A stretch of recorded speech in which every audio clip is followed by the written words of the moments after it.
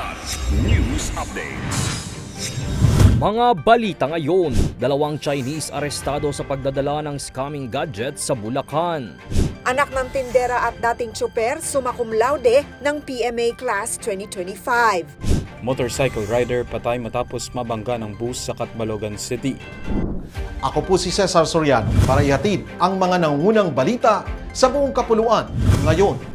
Arestado ng pinagsanib na puwersa ng CIDG, AFP, PNP at PAOK ang 2 Chinese dahil sa pagbibitbit ng International Mobile Subscriber Identity o IMSI catcher at cell site simulator sa Baliwag, Bulacan kahapon. Ang IMSI catcher ay ginagamit umano sa pagmamatsyag sa mga komunikasyon sa mobile phone at madalas ginagamit sa mga text scams. Ayon sa mga otoridad, na-monitor ang 2 matapos alukin ng kapwa nila Chinese na maglagay ng IMSI catcher sa kanilang sasakyan sa halagang 8,000 pesos. Nakatakda ng kasuhan ng 2 Chinese ng Immigration Laws, Cybercrime Prevention Act of 2012 at posible pang humarap sa deportation procedures. Nanguna si Jesse Ticar Jr., 23 anyos mula Batasan Hills, Quezon City, sa 266 na mga miyembro ng Philippine Military Academy o PMA Siklab Laya Class of 2025. Siya lamang ang ika-4 na kadete sa kasaysayan ng PMA na gagraduate bilang summa cum laude. Anak ng isang street vendor at dating taxi driver na ngayon PWD, nagsumikap si Ticar at nagpadala ng bahagi ng kanyang alawan sa pamilya habang nasa PMA. Dating estudyante siya ng PUP bago pumasok sa akademya.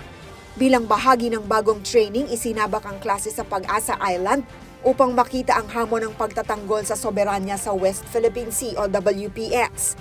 Kasama sa top 10 sina Joanna Marie Veray, Murthan Zabala at Bin Laden Mindalano na isang Maranao ng Iligan. Sa mga nagtapos, 137 ay papasok sa Army, 58 sa Air Force at 72 sa Navy.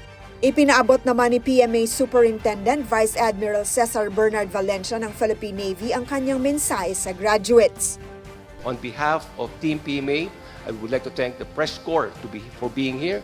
And of course, I would like to congratulate the members of PMA Class of 2025. You have done very, very well. And rest assured that the Team PMA, not just Team PMA, but the entire armed forces is very proud of all of you. Isang patunay ang Class 2025 na ang tagumpay ay abot ng kahit sinong may sipag at pangarap.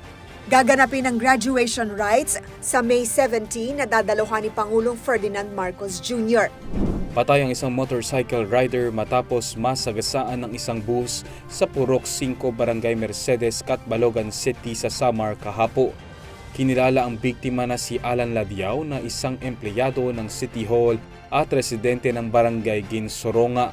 Ayon sa investigasyon, pasado alas 7 ng umaga nang mangyari ang aksidente habang mag-u-turn ng biktima at sakto namang nag-overtake ang pampasaherong bus dahilan upang ito'y mabangga. Nasa kustodiya na ng pulis ang driver ng bus para sa investigasyon at kaukulang kaso. Ako po si Cesar Soriano, kasama nyo sa bawat pagputo ng balita.